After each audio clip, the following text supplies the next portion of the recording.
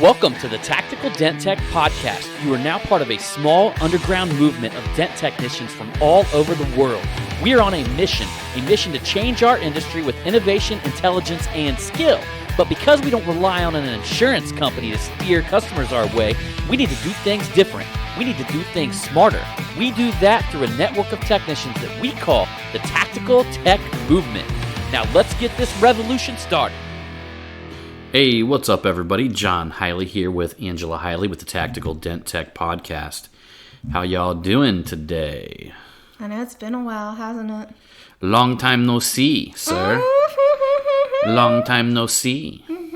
Me love you long time. Anything you want. Anything you Anything. want. Anything. A little Full Metal Jacket, for y'all. So, hope everybody is having a great start to your New Year's. Hopefully you're still... No, we did a show after the New Year's. Well, sure, yeah, but I still hope that everybody's still doing their New Year's resolutions.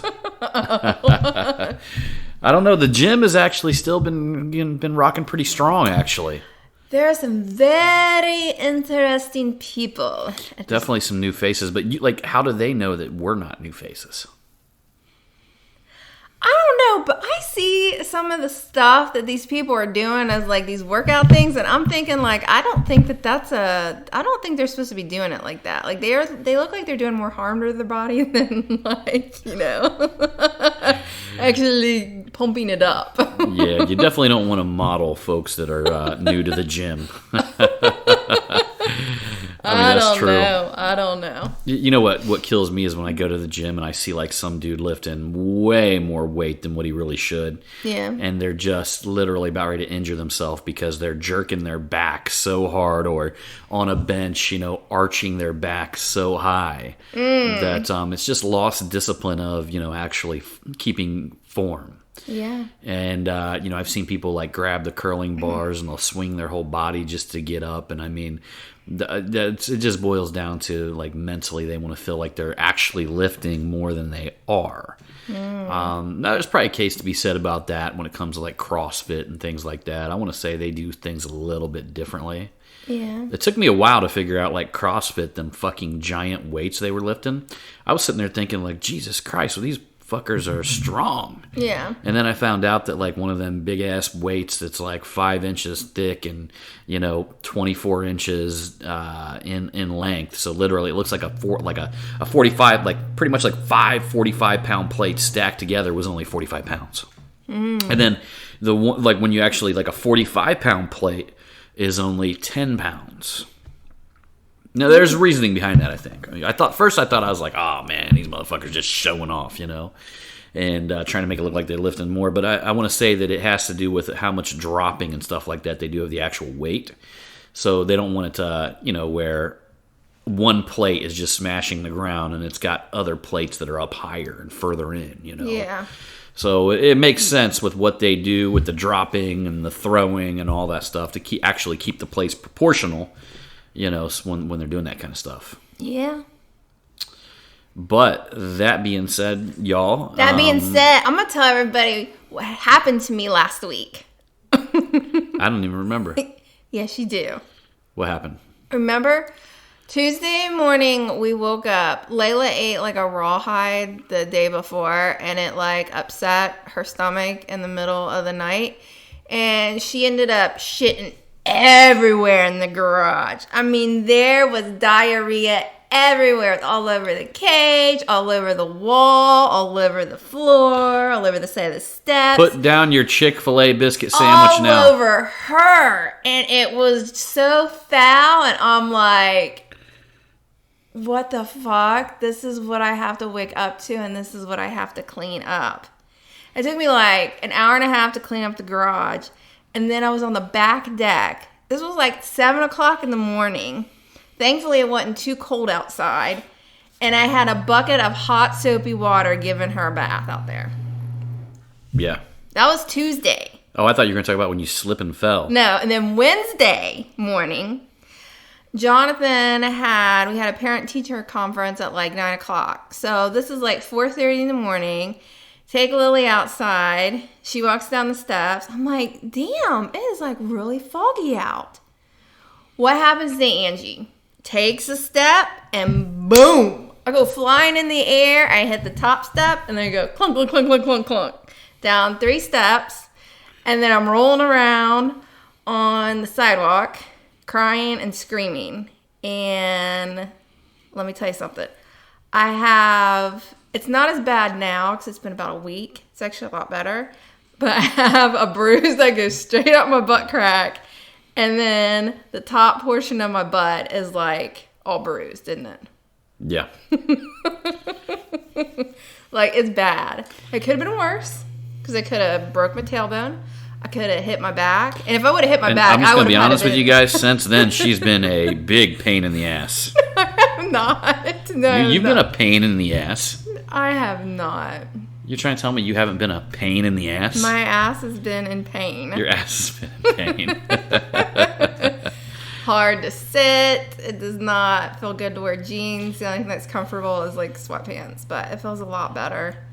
But I mean, whew. All she does is talk about it, pain in the ass. I do not talk about it. You felt so bad. She can't get comfortable. Pain in the ass. You came down the steps holding Odin, and you're like, "What's the matter?" And I'm like crying my poor eyes out. Every time I look at her, she's uncomfortable, sitting in a weird direction. Pain in the ass. I'm sure everybody knows what it's like to bust their ass before. Yeah. That was a bad one. I'm just thankful that I got enough cushion back there to, So it's not such a pain in the ass. Painful. Very painful.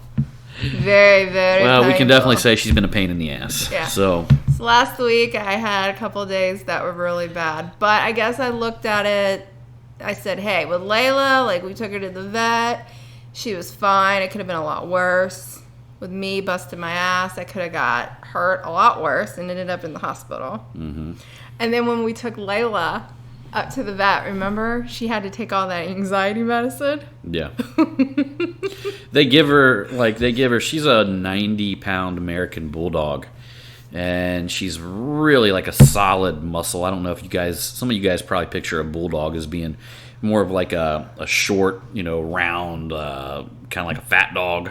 Like a built, but like a chubby dog that's not her. She kind of looks like a giant pit bull. It's called the American Bulldog is her breed, if you're not familiar with it. And she is ridiculously strong. She's like a solid, just big old head on her. Just all muscle. All muscle. No fat. She can eat anything and literally be just solid muscle. I want to say that I read a little bit about her breed, and they can't gain weight. They can't get fat. I mean, you could feed that dog shit all day long, like cheeseburgers. I mean, you could just feed her, and she would never gain a pound.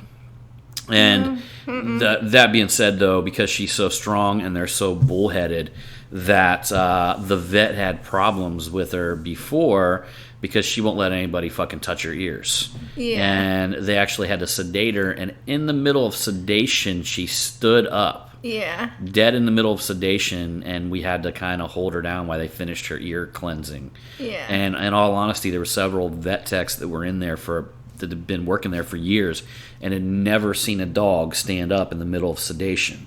No. And to be honest with you, you got to muzzle, even if the dog's sedated, especially a dog like her, she's got to be muzzled. Yeah. Because you can't. She could accidentally bite somebody. Yeah. Not on she's, purpose, though. She's not the violent type. People walk by our house, our yard, dogs, all that.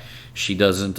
She just stands up and looks at them and just she's lays a back lover, down. but the amount of anxiety medicine that I had to give her 2 different kinds. So it somewhat affected her when we took her up there, but when we brought her home and she was laying in her cage all tucked and curled up in a blankie, and I checked on her before going to bed to see maybe if she wanted to go outside. She looked like she was so intoxicated. Her head was bobbing up and down, but she couldn't move. She couldn't get up. Yeah, it's probably like the equivalent of, man, y'all ever been so drunk you couldn't even move?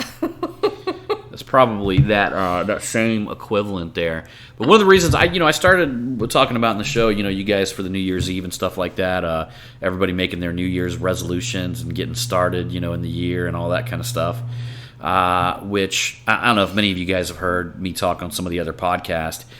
It seems like I have like a New Year's resolution like every week, Yeah. where there's always some sort of something I'm trying to figure out, some sort of major change towards the positive.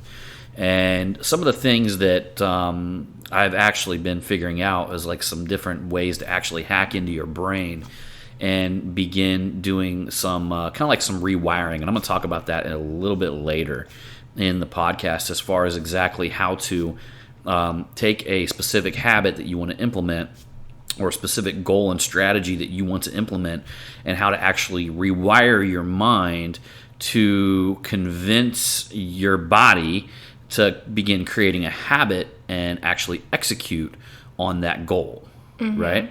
And one of the first things I want to start off with is a term. I do believe a lot of the words in our language today have been majorly fucking abused, like to the point to where we've watered down certain words to where we truly don't even, they no longer have meaning anymore.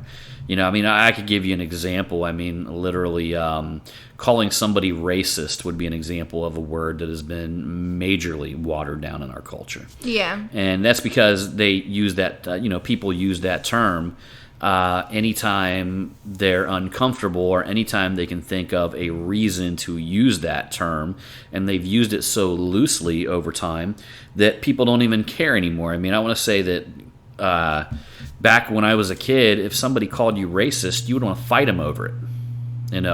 It was a term that was taken much more serious, and we're talking about just a span of 20 years here. Yeah. And it's basically a society can actually water down a word by giving it a different meaning that was actually intended. Okay.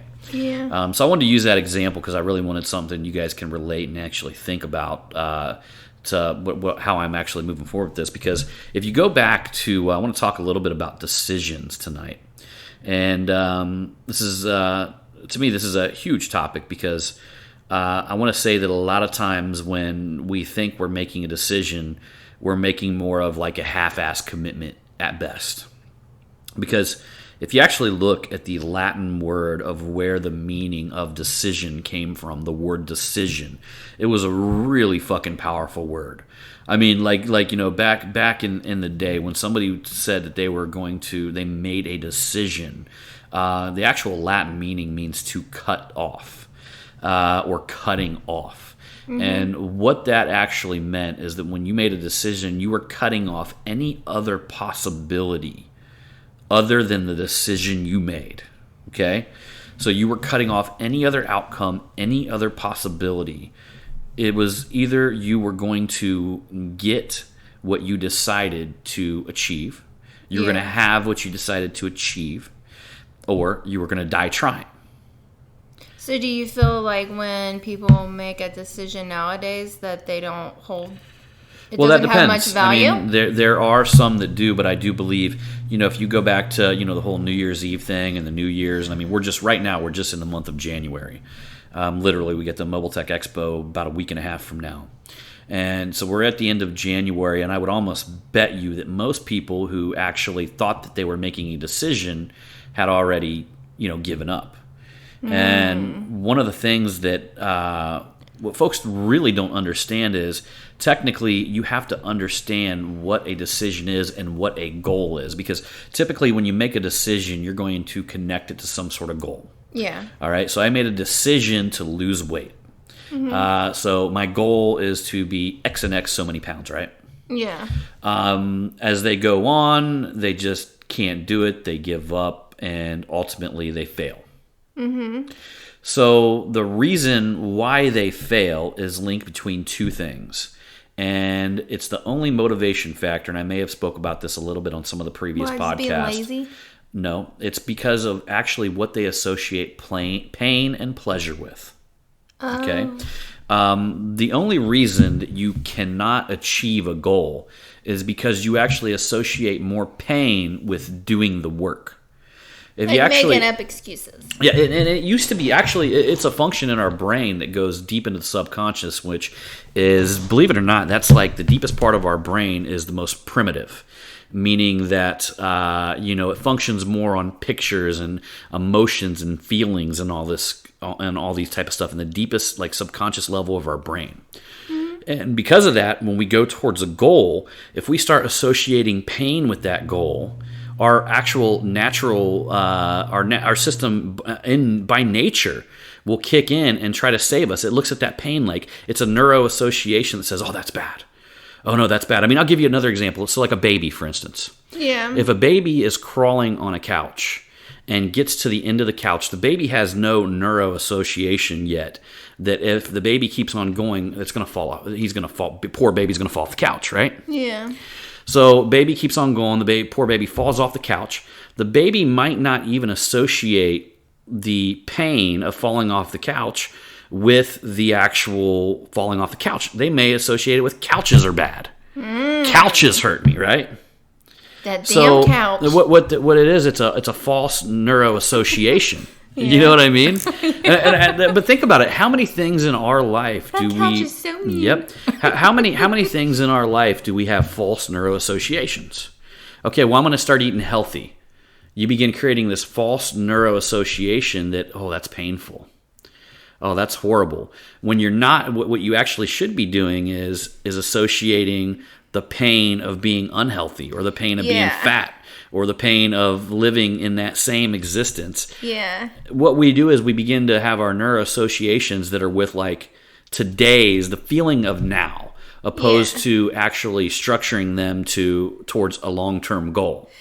Yeah, just like eating, what was it like last night when we went out to dinner and stuff like that? You were contemplating on maybe getting the chocolate cake. I would have been miserable, man. I mean, like I was already, I ate some steak and relatively what I ate, none of it was really that bad. Steak and potatoes, to me, that's not bad. No. And I don't give a fuck what anybody says about that. But eating the chocolate cake and the ice cream, it would have been tasting so good. But then like 15 minutes later, you would be feeling, and if I would have even started eating some of that too, we would have been feeling like shit. And we would have been bloated. I would have been here at home laying on the floor. Yes. Now, I'm not saying that you should avoid chocolate cake all the time. But using common sense is really what if it your comes belly's down full, to. You don't need to like indulge. You know what I'm saying? Yeah, like, I mean, using common sense is what it comes down to. Is that considered like gluttony? Like one of the 7 deadly sins is gluttony. Isn't that like where you're like constantly overeating and stuff like that? Sure.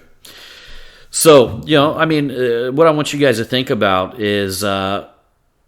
There's different techniques and there's different ways. And I think I actually talked about this on one of the previous podcasts. I told many of you guys that I'm writing a book. And I knew at one point when I tried to write the book last year that I've only got maybe, I wasn't using a word counter at the time, but let's just say I only probably got 2 or 3 pages into it and then just stopped doing it. So when my business coach, we were having a meeting, we were talking about it. He goes, "Man, I think it's time for you to do that." Because I'm probably about 6 months out from executing on some of the other plans, the other moves that we've already strategized all the way down the road. There's a lot of things happening right now. There's a lot of moving parts that are coming together at the moment. Mm-hmm. And he honestly feels that I was at the point where, yes, I can spend 20% of my energy on kind of like a new project that's a little bit outside of the industry, but it's kind of designed to help everybody in whole. If that makes sense. You're really enjoying this. Yeah. But taking one step back from that, I realized that when I couldn't write it the first time, that there was something that was holding me back. And it was pretty obvious. It's probably just me sitting down and actually taking the time to write something. And I mean, if you look back at my Facebook post 10 years ago, oh my God, I hate it's those. Just absolutely horrible. God. And I'm still, to be honest with you, it's not that I can't take the time to write something correctly, but I get in this habit where I just go so fast when I'm writing a post. I'll go back 2 days later and realize that I just fucked the whole thing up and didn't even explain what and I'm trying to get better at that. But that being said, I'm a fast moving person. I'm trying to send out as many words as I'm thinking, and because of that, writing kind of slows you down a little bit, which is actually something that I found that I needed. So again, I was associating pain with the writing of the book. Do you find it kind of like soothing? I do now, yeah. And I find it something that engages me all day long. So throughout the day, if I'm listening to an audiobook or something like that, like I'll stop and actually take mental notes. Yeah. I probably should start taking some physical notes, but I'm getting there. Yeah. And I am already up to, I want to say I'm up to 23,000 words Woo! now in the book written. I've got 90,000 words to write, and then thereafter it goes into editing. But the point I was trying to drive specifically about the book is that I knew that I associated pain with the writing of it. So, I talked about this. If you didn't hear about it on a previous podcast, I took a charity, which I would just hate to donate money to. It was the Clinton Foundation. And to be honest with you, I really don't consider myself a big Republican, a big Democrat, anything like that. It's just honestly, Hillary Clinton has always made me sick. Just everything about her has not when she was with when Bill was president. She didn't bother me then, but something about her now it just. And then on top of that, I've just there's so many rumors about their charity organization making them rich, and it just being. I mean, it would honestly to me it would feel like the biggest piss away of my money that I could possibly do. Yeah. And it would be very painful for me to take the check that I've already written out and send it to them. It would just be very painful. You have to and see, on top of that, it would be painful for her. So I'm getting that. On top of that, it would be painful for me to sit here. So I'm coupling it with public humiliation, meaning I would have to sit here and tell you guys, hey, no, I didn't do it. And here's what I'm doing now. I've got to pay it. I mean, because of all of them things, now I associate so much pain with the not doing of the work. It's almost like it puts a fire under your ass. It does. And it does. But, guys, you can't be scared. You have to do things that will initially make you feel uncomfortable. Yes. And you have to trust that when you put something like this in place for yourself, okay, you got this big thing that you know that you should be doing, and you know that you should be taking care of, and you know that you should be taking everything to that next level in your life. There's a reason why you're not doing it, and that's because you associate more pain with the doing of the work than you do with whatever your current habits are that aren't serving you. Yeah. So rewiring and changing them habits, sometimes you got to fucking force that shit into existence. Yes. Whatever you have to do, couple it with, humiliation, couple it with anything that that you will begin to associate more pain with the not doing of the work. And, I will be honest with you, as soon as I did that, I knew I made a decision. Like, I believe that as soon as I wrote that check, and I actually went live in our mastermind group, and I wrote the check, I showed everybody in there, and talked a little bit about what I was doing. And as soon as I did that, I knew I made a decision. Yeah, you were going to get that shit done. And it felt amazing, but it actually caused me to think, like, how many times do we trick ourselves into thinking that we made a decision when we haven't even fucking came close to making a decision, meaning you cut off any possibility of failure. Right? Mm-hmm. So think about the areas in your life where you need to make decisions and what you can to neuroprogram yourself to commit to that. Mm-hmm. Some of the things they talk about is, some of the things that I've read, like, for instance, somebody makes a decision that they're going to quit smoking cigarettes, for instance. Yeah. They'll start looking at photos and pictures of charred lungs and start looking at photos and pictures of people, maybe you want to take it one step further, go visit a cancer ward and actually begin to associate so much pain with the smoking that you'll actually quit. But one of the things that is a key, that if you have, people don't realize, like, regardless of whether your habit's bad, it's serving you in some way. There's some sort of fulfillment that you're getting out of that habit. But that's like a temporary, right? Yeah, sure. But it's there. There's something, in some way, you feel that it's serving you, or you wouldn't do it because you're gaining pleasure from it. I mean, in any regard, you would want to get away from it if it was actually causing you pain. That's true. And again, that actually comes back from our primal instincts. Our instincts are to always go towards something that causes us pleasure. And another reason why our instincts are that way is our instincts will always go towards the conservation of energy. So if we feel that something's going to cause us pain, because back in the hunter-gathering days, I mean, sometimes food was hard to come by, and you didn't want to use energy that you couldn't afford. Mm-hmm. I mean, like actual physical food energy was the commodity. That was what was needed. That was the means of exchange. Yeah. And because of that, for I don't even know how many ever years, our brains have been wired to conserve energy at any aspect. Yeah. Like, that actually goes really, really deep, guys. That even goes into marketing. Do you know that's the reason why if you actually use like who's that guy you're talking about, the commercial for Lincoln, Matthew McConaughey, is that his name? Yeah. Yeah, so you were talking about the other Lincoln, day. yeah, you were talking about the other day how he's a spokesperson for Lincoln, perfect spokesperson. They picked the perfect person. So, they did. I'll give you. I don't know anybody who doesn't like him. I'll give you an example in the marketing realm how far people will go to save energy. Okay, and this is why it's hardwired. Like you can see somebody like Matthew McConaughey, and you can decide since he likes it and since he endorses it, you don't even have to look that far into it. No. Because he must know something. If he's willing to endorse it, he's saving you time and that's the reason why people pick individuals. I would buy that Lincoln that he was. Or, think about this. Or think about, this pain medicine is the one that's most recommended by doctors. They use that term because people immediately associate a doctor with a position of authority, which, okay, well, if it's recommended by most doctors, then I guess I don't have to do any further research. That's conservation. You're actually saving energy. And that's why in marketing, I'll be honest with you guys, when you go through some of my marketing funnels and stuff like that, and you see a bunch of little clips where I took shots of Facebook, or you see testimonials and stuff like that, I'm trying to help you decide to purchase something utilizing the least amount of your energy. So you look at it and you say, well, Bryce Kelly likes it. Well, then, that's all I need to know. That's all I need to know. We are always trying to save energy. The more, and that's why I actually talk about this on the website. You'll notice some of my websites always have a rapport building block at the top, meaning on the first scroll, I want reviews in their face. Yeah. I want reviews in your clients and customers' faces, and I want them linked to the credible review source. Yeah. Now, I have seen times, and people still do this, and occasionally I get asked to do it, and I'm like, whatever, man. If you really want to do this, you don't have no reviews, then you can put whatever ones you've got. Meaning, they have these written reviews that it's basically a written review, and that says from John.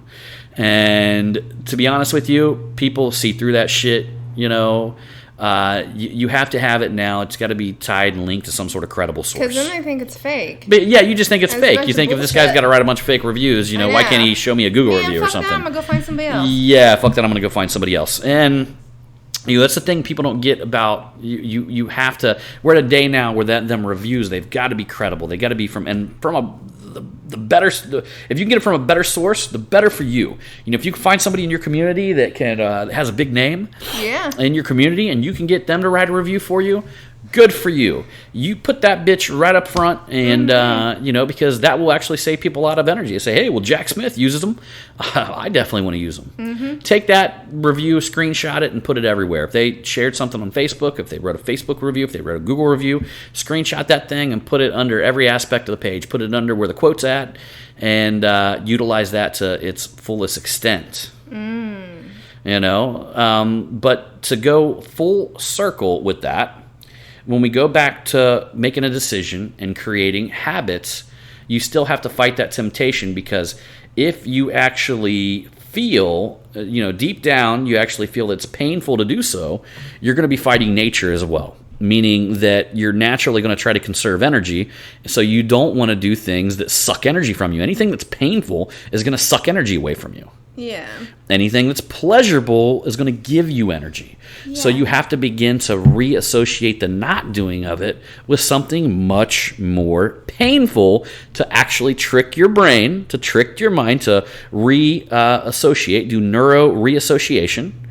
and reassociate this task or this goal with something that is going to move you towards pleasure.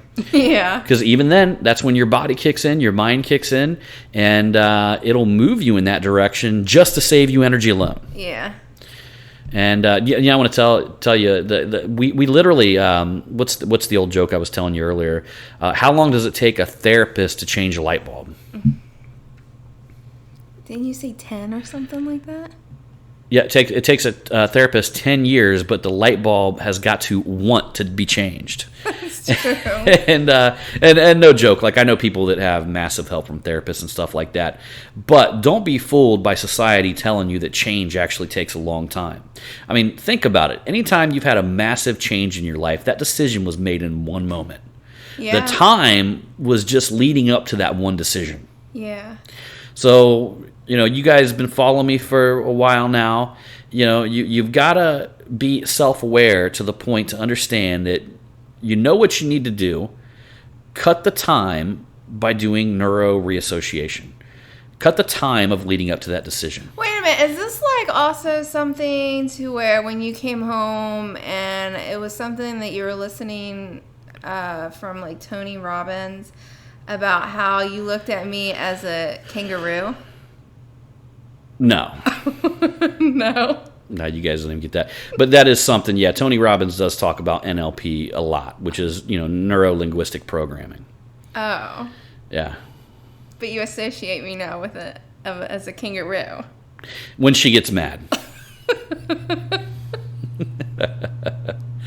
Well, okay, so I'll give you an example, all right? I'll give you guys this neuro-association hack. If you guys want to, number one, you got to watch what you associate things with, okay? So, for instance, you could be heated. Something that happened at work, you just got off the phone call with an angry customer that doesn't know what he's talking about. Something happens at work that just literally lights you up. You're fired up, you're angry, you're upset, and you come home and you're looking at your wife in the face, and she's trying to talk to you, cheer you up. But what you're doing is you're beginning to associate the anger that you had earlier with her face. That's the problem. Oh. Because you'll begin to associate her with the source of the anger. So you got to be very careful about that association. Like I said, the baby who fell off the edge of the couch, now it just associates couches. I don't want to be near a couch. That thing hurts, right? Yeah. It's the same thing for us. If you're in an angry state, and you come home, you see your wife, she tries to cheer you up, you're mad, you snap at her, you begin to associate her face with the anger that happened or with the problem. Mm-hmm. So you got to be super careful about them neuro associations. And the truth of the matter is, anybody can snap out of that at any moment. That's true. And one of the things that Tony Robbins does talk about in one of his books is that somebody, individual will come into his office and they'll sit down to get, whatever services he's providing. I don't know what they call it. I think he does call it NLP or something like that. And he's talking to the individual, or the individual comes in and starts telling him all these sob stories and all this and that about this is happening in my day and this is what's happening. And Tony, he's a giant dude, big old giant dude. He says he looks over at the individual and says, "Excuse me, we haven't started yet." Okay, you just got a little scary there. I wanted that to be scary. And he does that because immediately they go, "Oh, I'm sorry. Oh, I'm sorry." So he snapped them out of that state. He took them out of that state. Yeah. Meaning that they could have took themselves out of that state. Mm-hmm. We can take ourselves in and out of any state that we associate with, with the right attitude. Mm-hmm. And with what you were talking about, to go full circle, I was associating her with a kangaroo. And I'm sure you guys are probably sitting there wondering what that's about.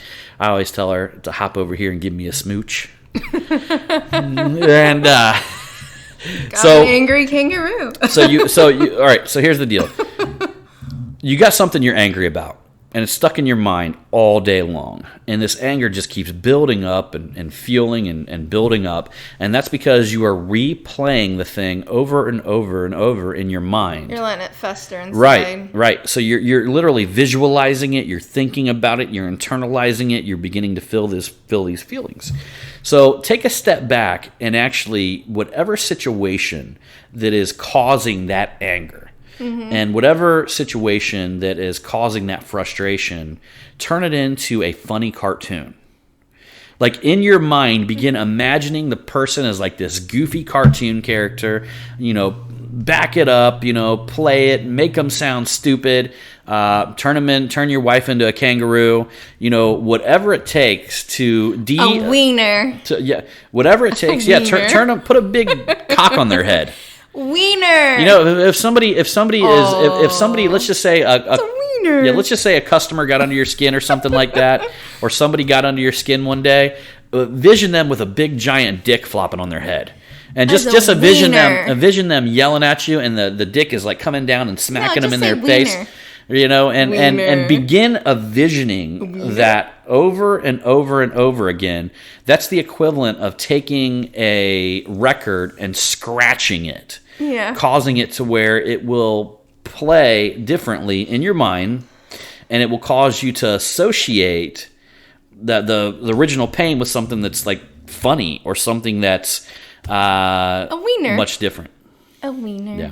So anyhow, guys, I'm going to bounce out of here.